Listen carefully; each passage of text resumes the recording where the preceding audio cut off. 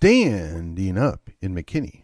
This is According to Callus, episode 681, coming to you on the 16th of August, the year of our Lord 2024. And today we're going to talk about love of country. Now, before we get into that, before I explain, let me remind you, big tech is not a conservative's friend, not an independent person's friend. We are trying to overcome the algorithms, the shutdowns, right? I'm currently getting about 10% the downloads that I used to get on a regular basis. And I don't know what else to blame it to or blame it of. Boy, it's one of those days. It's a Friday. It's tired. I'm tired. I almost thought to just start this over. Wow. Okay. In either case, what you need to know is I am asking. The only thing I ask, like, share, subscribe to the podcast. Follow me. Join me over on the social media of your choice. That's right. You can, I have a page. I have a group, both on Facebook. I'm pro at Gab, and I still drop in at MeWe. And you can still find most of my programming over on YouTube. With that, let us get on with the program. Okay, now to be fair, I've probably tread on this issue a little bit in the past. I'm certain I've spoken on bits and pieces of this. But as I've been going through the week, and I got to say that it's been trying time in some ways. Yeah, it was a real challenge. How do I get an episode out tonight? I don't feel up to it. The heart's not in it. If I'm going to be honest, the heart's hurting, right? What do I mean? Well, you do things for things that are, or you do things for things or about things that are important to you, right? So you make sacrifices, you make decisions to do things that you don't necessarily benefit for because you think it's worth it. So when you talk about love of country, I've made no bones about the fact that I'm a big fan of Brian McClanahan. You should check out his show, right? Find it on your podcatcher of choice. Well, he was on Tom Woods' show, surprise, surprise. Also, excellent show, and you will learn a lot, so you should check out the Tom Woods show as well. But they were talking about the notion of the difference between a proposition nation and a nation or a country that is something more than that. Okay? So that got me to thinking about, well, why is it that people do things that they do? Why do they make the sacrifices they do? And is it really for some abstract thought or idea, or is there something more? Now, you might be thinking to yourself, well, yeah, J.D. Vance brought this up when he spoke at the Republican convention, and I know I touched base on that. And I think, well, I'm hesitant to give a politician credit for a whole heck of a lot. I think he hit on an important thought process here, right? And I know I've talked about this before. Most heroes aren't born because they're fighting for an idea. They're fighting for their brother in the foxhole, right? For their shipmate, for their, buddy that got shot down. They go above and beyond to protect those that matter to them, those that they care about. Oftentimes that means the family that you left back home, whether it's your, wife or kids, or both for that matter, your extended family, your parents. You're fighting for those back home. Most of the time, they're not able to fight for themselves, which is why you're there. Now, some of this got derailed in the last half of the 20th century. We started sending our young men over to fight battles that weren't ours, to fight in police actions and so-called wars that were never declared. And it was really never clear who was benefiting. They gave us, some fluff about ideas. The trotted out principles and the old yarns about, freedom, the American way. Now, for those to be real, though, for those to be realized, you have to have something more. I don't think anybody that gets upset to see a flag burned or stomped on gets upset because it's the flag or a piece of cloth doing that. They get upset for what it represents. They get, particularly if they're in the military, and they feel as if you are attacking them in their service indirectly. Now, some of us that served have made peace with the idea that actually one of the benefits of serving in the military is we have an understanding that we're protecting all the rights, even the rights of the guys that want to do that. It's something to consider, right? You don't have to approve of it. You don't have to be okay with it, but you have to understand that's one of the things, that's one of the freedoms, one of the rights that we're protecting. But that's not enough to motivate people to go into battle. That's not enough to motivate people to sacrifice their life, their limbs, their liberty, right? Their time, their family potentially. People don't just do that for an abstract idea. Oh, that might get them in the door. I mean, I've often remarked that there are times I wish I could have gone back and joined the Marine Corps. Now, I got to be honest. I don't know if I really wanted to be a Marine, but they do, without a doubt, have the coolest uniforms. And every Marine I've ever met, just a little crazy. But if I were to ever go, get in a fight or go do something crazy, there was nobody else I would rather have by my side. And I mean that sincerely. I've yet to meet a Marine that doesn't more or less live up to the, I want to say stigma, but it's not a stigma. It's a caricature almost, right? They're all just a little crazy and they're extremely gung-ho. Every Marine I've ever met. Now, granted, there are some Marines that are 90 years old and they were a Marine 60 years ago or whatever. Yeah, okay, that's not what I'm talking about. But somebody that's still, out and about, my age or a little older or a little younger, yeah, they're pretty hardcore. But I think they would be the first to tell you that when they're going in the midst of things, they're there for their buddy. They're there for their family back home. They're not worried about a flag. They're not worried about some abstract idea, some right or something that was codified by law. That there's something more involved there. Now, before I get, dragged into a trap of quote unquote blood and soil, I think that's both an accurate statement and definitely a caricature as well, right? So your family, right? Your community, your tribe, your extended family, however you want to describe it, that's important. That's where your value is. That's what you're protecting. That's what you hold in high esteem. Now, maybe for some folks that aren't from Texas, it's hard for you to wrap your head around the idea that Texans actually are pretty hyper protective of the notion of Texas and pretty much anything Texas related. But I was born and raised in Wisconsin, and I can tell you there are very few things that will get somebody torqued off in Wisconsin. I mean, they might get upset if you go after the Green Bay Packers. They might not be happy if you're a Bears fan or a Vikings fan. Beyond that, I mean, they're pretty chill, right? It's the Midwestern kind of all business. Don't get too worked up. But if you come after somebody's family member, right, or you intrude their property, they're going to get pretty defensive pretty quick. They hold things in high esteem. They respect each other. They're friendly. Maybe not Texas friendly, but they're friendly. And I've noticed as I've been in different states or different locations that there are similar things that kind of exemplify the area where you're at, right? Folks in South Georgia behave a little differently than those, in Texas.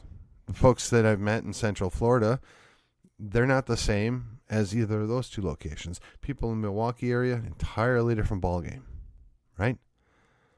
They're not the same. But in a sense, we all kind of answer this notion that we're Americans. But if you say American and you don't specify, well, I'm a Midwestern American, or I'm Southern American, or Californian. I mean, I imagine at this point, the other 49 states would rather just California identify as Californian. I'm just saying. I used to hear all these little clips and stories about people would meet a soldier or a sailor or an airman or whatever over in Europe, and they say, "Oh, are you an American?" "Oh, no, I'm Texan." Oh, Texan. Yeah, it's held in a different thing. It's a different. They size you up differently, right? It's what matters. But that's what animates people. It's not necessarily what motivates them. Right? If you tell somebody you're doing this for your family, you're doing this to feed your family, you're doing this to protect your family, you're doing this, for the folks back home, that's a motivation. That's where your love is at. The reason why I relate this is people that sign up to go join the service, or I guess in a similar vein, right? People that go put on a uniform to protect others, whether it's the blue uniform or the red uniform, or even like first responders. They're choosing to put other people's lives and safety ahead of their own. Not all that dissimilar to people that go put on the dress blues of the various services. They're sacrificing their life. They're literally putting their entirety of what they do with their time in the hands of the U.S. military. They're supposed to be there as the sentinel, as the guardians of these United States. The individual states, yes, but of the United States. And they serve as a weapon to be utilized to protect us. Now, sadly, as I mentioned earlier, this has kind of been morphed into power projection, expansion of empire, wars of engagement, and bleeding out. What do I mean by bleeding out? They're just meant to let people die and spend money. I mean, how else would you describe it? What was the mortal cost at play in Vietnam? I mean, it went to the communist side eventually anyway, but we gave up, 70,000 Americans and a couple million Vietnamese to the gods of war? How's that working out? What's interesting to me is this is not unique in history. This is not something that's, we should just punish ourselves for. We shouldn't necessarily feel guilty, but we should acknowledge that it was not a good thing. We don't want to continue to do that. And certainly that's not a way to squander our soldiers, our Marines, our sailors, our airmen. I would suggest to you that somebody that's willing to give up their life, give up their self to go sacrifice and protect others is an entirely different person. But again, this goes to motivation. And to be clear, I think anybody that goes and signs up is okay in my book. I've always been honest. I did peacetime Navy, never saw action, never had my life in danger. I admitted I struggled for a while after 9/11. What's the right thing to do? Do I go back and, stand with my shipmates, or do I take care of my family? Ultimately, family won that one out. Rightfully so, I believe. But so when you ask somebody and they say, "Oh, well, I did this or I did that," there's nothing wrong with that. So we've got this, we got two vice presidents that both have some form of service. Now, I'm bringing this up for a specific reason because, honestly, it's hard to talk smack about somebody else that served, especially if they serve for multiple years or put in their time, if you will. And, reservists kind of get a short shrift or short shift. I don't remember how to pronounce that. They're not held in high regard. But here's the other part of that scenario, right? A whole lot of National Guard guys, a whole lot of reservists got called up over this global war on terrorism stuff, right? We've burned out that available resource for, I would say, dubious goals in many cases, but certainly nebulous goals. So, do you talk bad? Do you dismiss them? I don't see how you can do that. So, when I look at a guy, former Marine, apparently a journalist. Look, I haven't spent a lot of time looking at this, but he went and served and he did this, and I think his ultimate goal was to do something bigger and better, having come from hillbillies. And that was a legitimate way out. Back in the 70s, 80s, perhaps even the early 90s, a legitimate way out was to go serve in the military. You get out, you get your college paid for. There's different things that open up to you. So you served, you put your life, your whole life on hold to go serve. And then you come home, you get what I would call a minimal reward for that.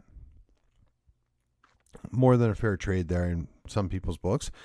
And you go and do something more.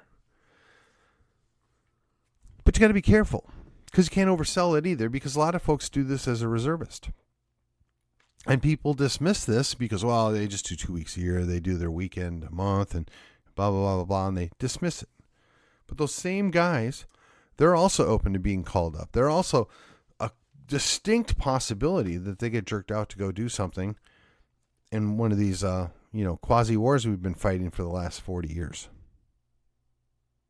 So they actually put more at risk, right? Because they have careers, they have families, they have, maybe they're in school, they're doing all these different things.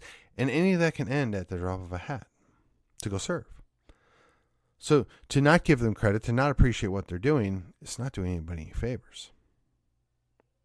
So then we got the other guy, Walz, Comrade Walz, who wants to be vice president.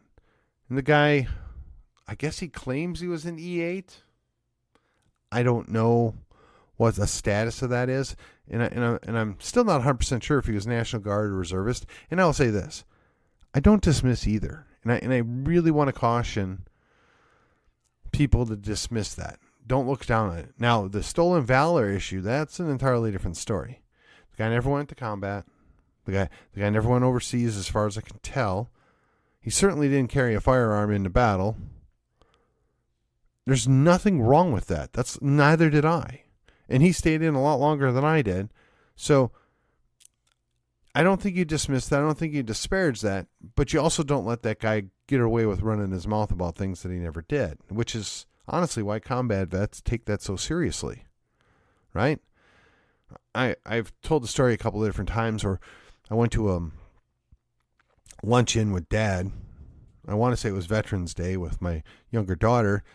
And here I'm sitting at a table, and across from me are Vietnam-era veterans, a couple Desert Storm people guys that are there. And they're like, oh, what'd you serve? Well, I was Navy. Oh, what'd you do? Yeah, I said, I just did the peacetime Navy thing. I just worked as a damage controlman. Oh, that's cool. Did you have good, they want to reminisce. And I said, well, I didn't do what you guys did. I didn't put my butt on the line. I never had to face anything. Oh, man, don't feel bad about that. You should be happy. Peace. We wish we would have served in peacetime. It's a good time to be in.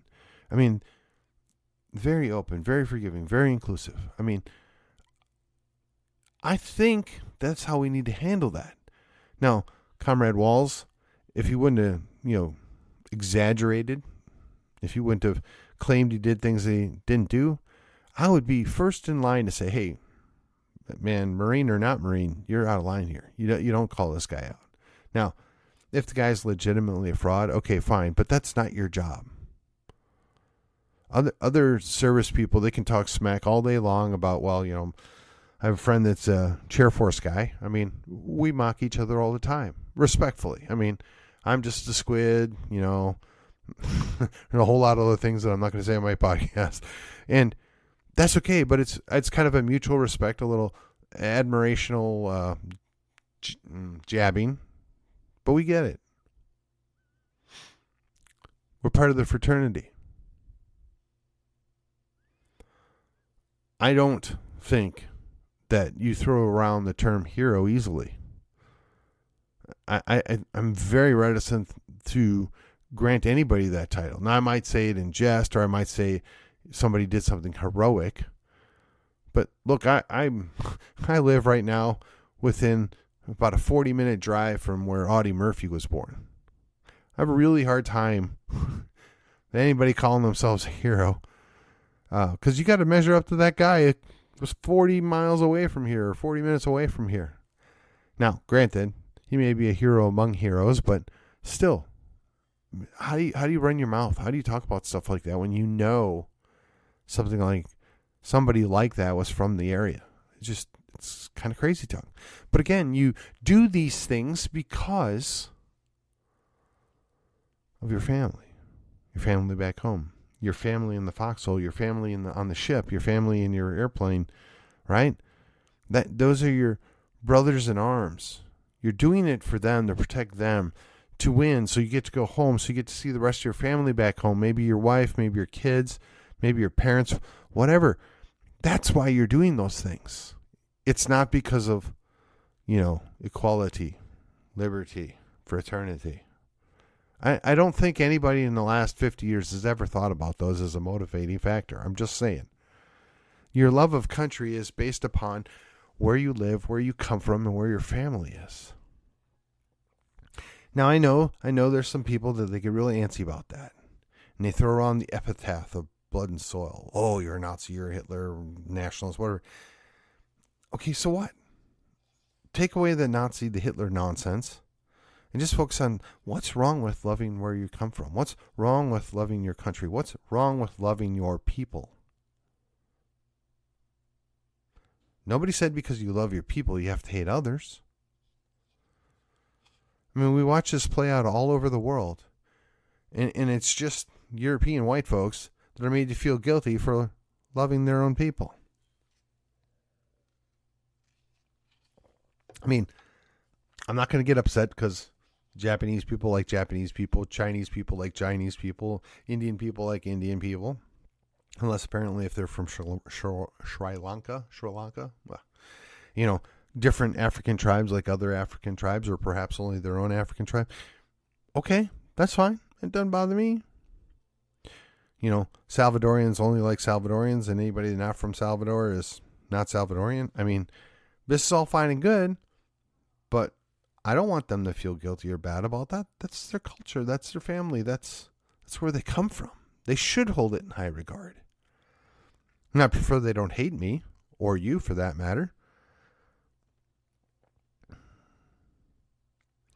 So when we think about these things and we watch how our country has been ripped away from us and is being handed over to other people that, quite frankly, don't belong to our country. They're not part of our culture.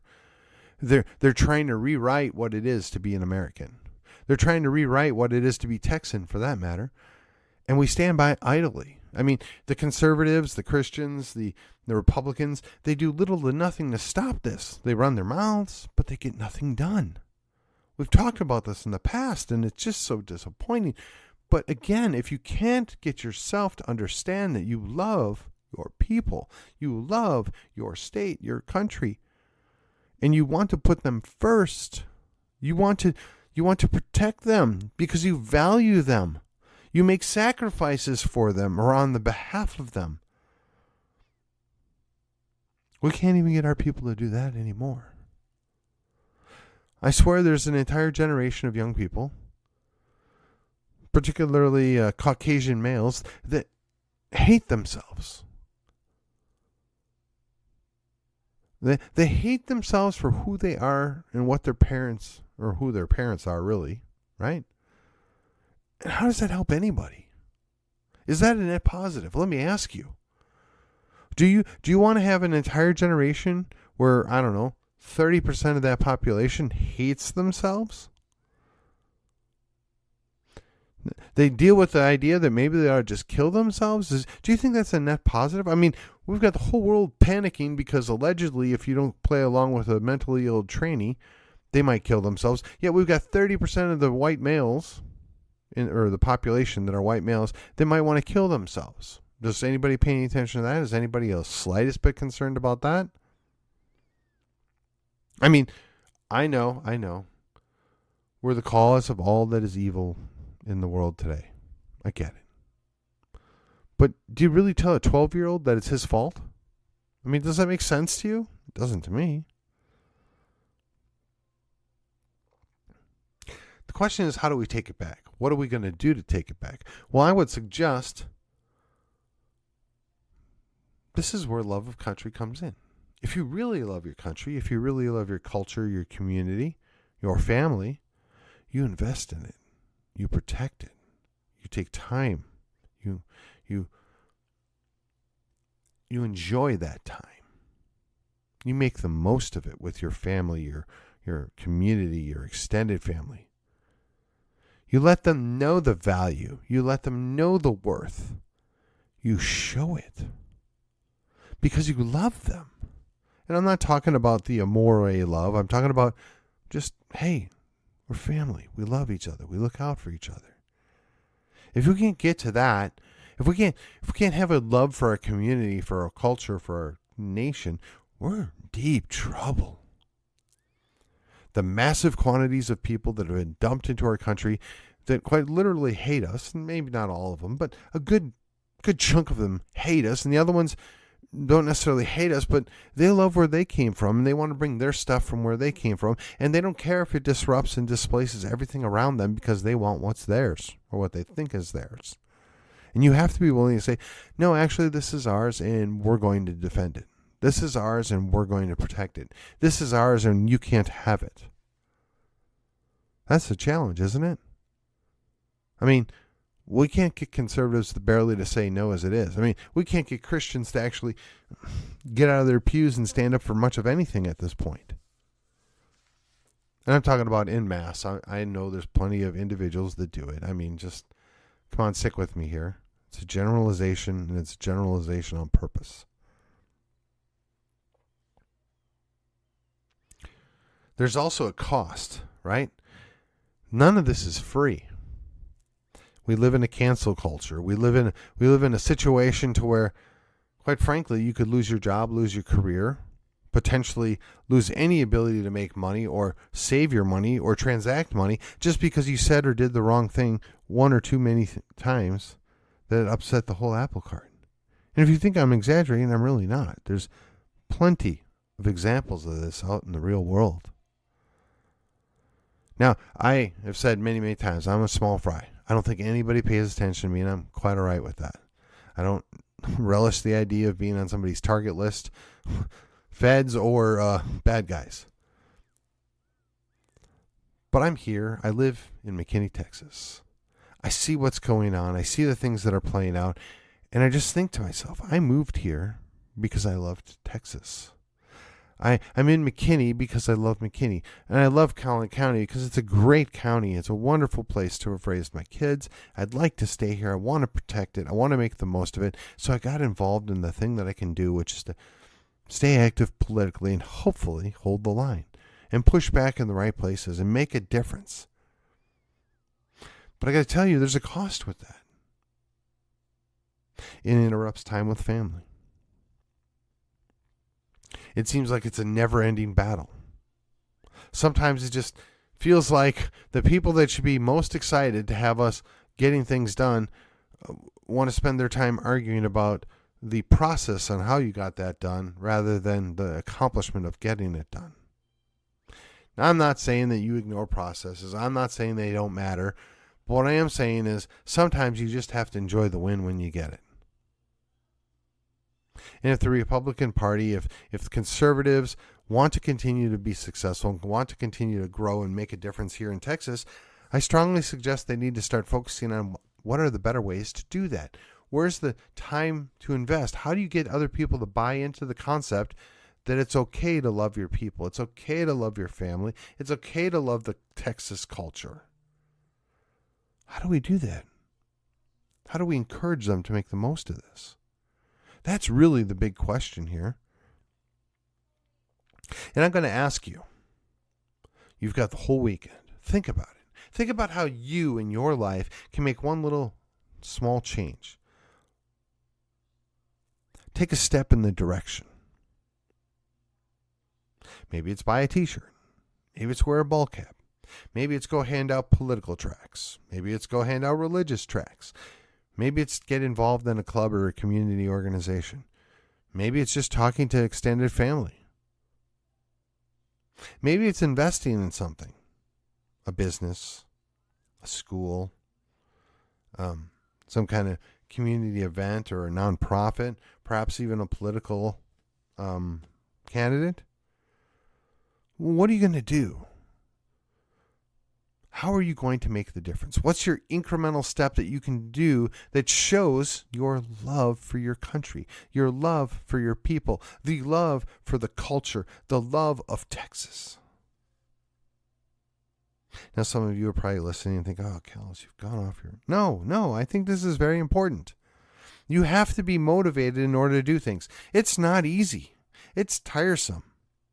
Sometimes it's downright abusive to be involved in certain things, but if it's important enough to make the sacrifice, it's important enough to see it through.